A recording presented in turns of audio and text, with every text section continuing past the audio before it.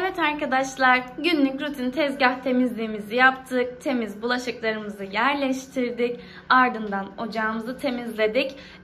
Aslında böyle ufak hızlandırılmış bir temizlik gibi oldu ama bu çok da detaylı olmayan. Aslında bugünkü amacım benim sizlere mutfağımdaki değişiklikleri göstermek arkadaşlar. Daha önceki videolarımı izleyenler biliyor. İzlemeyenler hemen aşağıya mutfak turu videomun linkini bırakacağım. Oradan izleyebilirsiniz. Burada böyle çirkin bir doğalgaz borumuz vardı. Trendyol'dan getirttirdiğim bu yapay sarmaşıkla bu çirkin görüntüyü biraz daha kamufle ettim arkadaşlar. Bu köşemi bu şekilde değerlendirdim.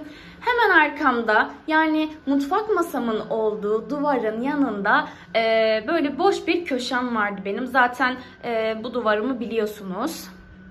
O duvarı da böyle değerlendirmek istiyordum. Bir kahve köşesi yapmak istiyordum. Ve sonunda yaptım arkadaşlar. Size şöyle detaylı bir şekilde göstermek istiyorum. Trendyol'dan 2 tane ahşap raf aldık eşimle beraber. O bunları monte etti. Üzerini bu şekilde dekore ettim. Yine böyle buraya çok güzel canlı bir renkte sarkan bir sarmaşık aldım arkadaşlar.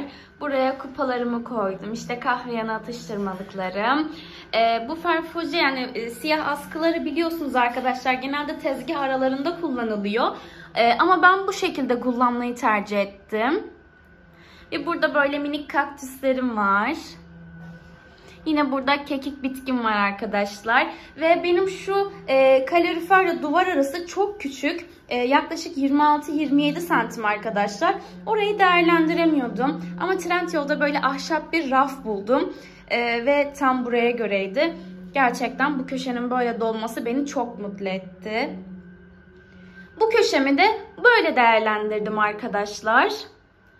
Sizce nasıl olmuş? Beğendiniz mi? Yorumlara yazmayı lütfen unutmayın. Şöyle detaylıca tekrardan yeni dekore ettiğim mutfağımı göstermek istiyorum.